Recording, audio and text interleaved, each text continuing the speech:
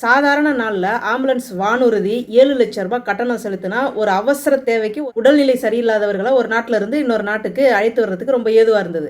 ஆனால் இன்னைக்கு போர்க்கால சூழல் காரணமாக 7 லட்சம் ரூபாய் இருந்த ஆம்புலன்ஸ் வானூர்தி 50 லட்சம் ரூபாயாக மாறி உள்ளதுனால தமிழகத்தை சேர்ந்த ஒரு குடும்பத்துக்கு ரொம்ப இக்கட்டு ஏற்பட்டிருக்குங்க.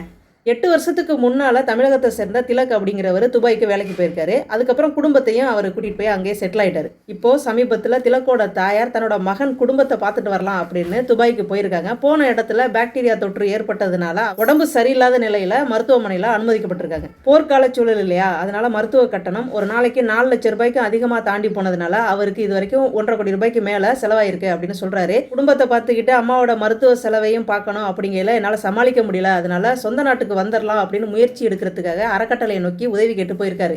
போன இடத்துல அறக்கட்டளையின் மூலமாக அவருக்கு நிதி உதவி கிடைச்சிருக்கு. ஆனால் தன்னோட தாயாரை சொந்த நாட்டுக்கு சொந்த ஊருக்கு கூட்டிகிட்டு வர்றதுக்கு அந்த அவசர வானூர்தி சேவை இருக்கு இல்லையா, அதோட கட்டணங்கிறது 50 லட்சம் ரூபாய்க்கு போயிடுச்சு. கட்டண உயர்வை கூட எதிர்பார்க்கலங்க. எப்படியாவது அந்த ஆம்புலன்ஸை புக் பண்ணணும் அப்படின்னு பார்த்தா இப்போ அந்த சேவை அப்படிங்கிறது கொஞ்சம் கிரிட்டிக்கலாக இருக்கிறதுனால அடுத்ததான் நம்ம என்ன செய்ய போகிறோம் அப்படிங்கிறது தெரியாமல் தவிச்சு நிற்கிறாங்க திலக்கும் சாமினியும்.